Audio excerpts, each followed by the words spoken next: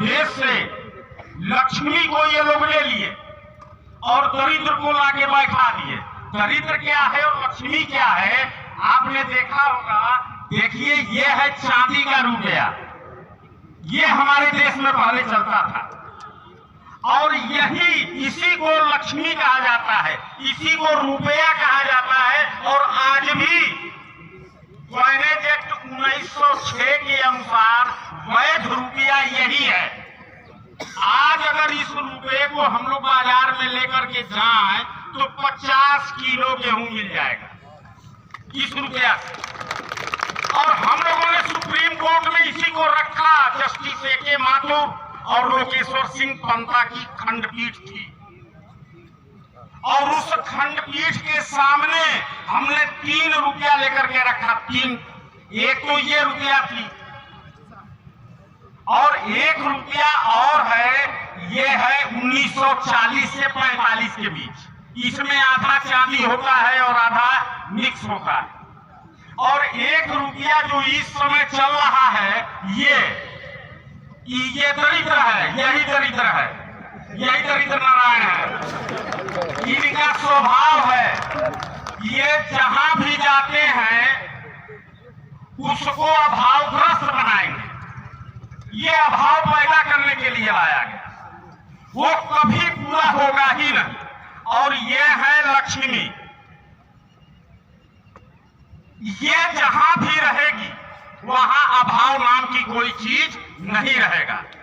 और यही चीज हम लोगों ने सुप्रीम कोर्ट के उन जजों के खंडपीठ के सामने रखा और ये कहा, श्रीमान हम इसको अगर 1 रुपया लेकर के जाते हैं तो हमें 50 किलो गेहूं आज भी मिल जाता है और इस रुपया को लेकर के जाते हैं तो 25 किलोग्राम गेहूं मिलता है और इस रुपया को लेकर के जाते हैं तो 1 कप चाय भी नहीं मिलता है। आप ही बताइए इसमें कौन सा रुपया है, कौन वैध रुपया है और कौन अवैध रुपया है? क्योंकि सब पर लिखा है 1 रुपीस 1 रुपीस 1 रुपीस। आप विश्वास नहीं करोगे, सुप्रीम कोर्ट में उन ज्ञानियों की बोलती बंद हो गई, एक जुबान नहीं निकला। लेकिन फिर भी उस याचिका को खारिज किया गया। जज ने, जस्टिस माथुर ने कहा आप जो कह रहे हैं बिल्कुल ठीक है, मैंने आपका पिटीशन देखा है, बिल्कुल सही है, बट एसएलपी इज डिसमिस है। फिर भी आपकी याचिका खारिज की जाती है। ये बात समझ में नहीं आई। वर्षों बीत गए, उसकी बहुत अजीब कहानी है।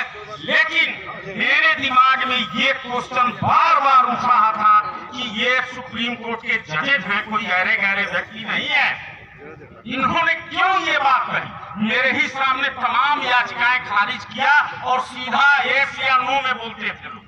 लेकिन हम लोगों को बाकायदे उन्होंने ऐसे कहा कि आप जो कह रहे हैं बिल्कुल सही है, मैं आपका पिटीशन देखा हूं, बिल्कुल सही है, फिर भी आपकी याचिका खारिज की जाती है। बाद में जब रिसर्च किया गया हमें यही बात फील हुई कि यार हम ही में कुछ न कुछ कमी है। और बाद में रिसर्च के दौरान जब दस्तावेज, क्योंकि उस समय जब हम लोग लेकर के गए थे तो हम लोगों के पास एकमात्र दस्तावेज था, एकमात्र दस्तावेज था। आज तो किलो में है, किलो में है। मेरा ख्याल है लगभग अगर सारा वजन कर दिया जाए तो कुंटल में पहुंच जाए। तो कहने का मतलब कि ये सब बिल्कुल ये प्रैक्टिकल हो चुका है। और मैं ये सब कुछ करने के बाद पूरे देश में घूमा हूं मित्रों। एक बात मैं आपको बता दूं, लेकिन मुझे कोई भी बहुत अच्छे अच्छे लोग मिले, लेकिन मैंने सोचा इस थाती को मैं किसे दूं जो लेकर के पूरे देश में घूमे और मेरा साथ ले और मुझसे अपना साथ ले। और उसमें मुझे सिर्फ एक व्यक्ति मिला जिसमें मैं जो जो गुण देखना चाहता था वो लगभग बहुत कुछ मिला, और वह है डॉक्टर देवेंद्र बल्हारा। और मैंने देवेंद्र जी से कहा है कि देवेंद्र जी आप बिल्कुल आगे बढ़ो और मैं आपके साथ रहूंगा। मैं तमाम किसान संगठनों, इस देश के सभी किसान संगठन हो, व्यापारिक संगठन हो, औद्योगिक संगठन हो, मैं समस्त संगठनों से एक बात आज हाथ जोड़ के प्रार्थना कर रहा हूं कि आप सब इस रुपए के मुद्दे पर एकमत हो जाएंगे, क्योंकि दुनिया में ऐसी लड़ाई आज तक कभी भी नहीं लड़ी गई, कभी भी नहीं लड़ी गई।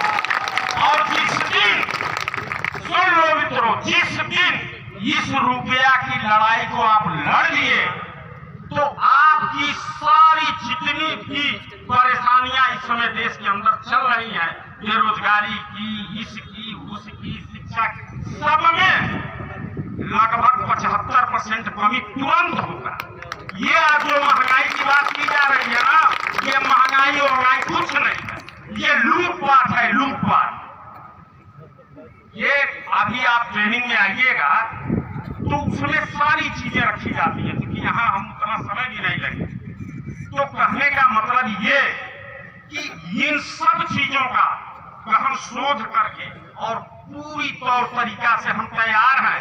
और मैं देवेंद्र जी के इस प्रयास से और इनकी कर्मठता से, इनकी मेहनत से मुझे बहुत खुशी मिली है। और मित्रों, आप जितने भी कार्यकर्ता हो, मैं बता दूं, आपकी एक एक गतिविधियों पर मेरी नजर थी और मैं इतना खुश हूं कि मैं उस खुशी को शब्दों में नहीं वर्णन कर सकता।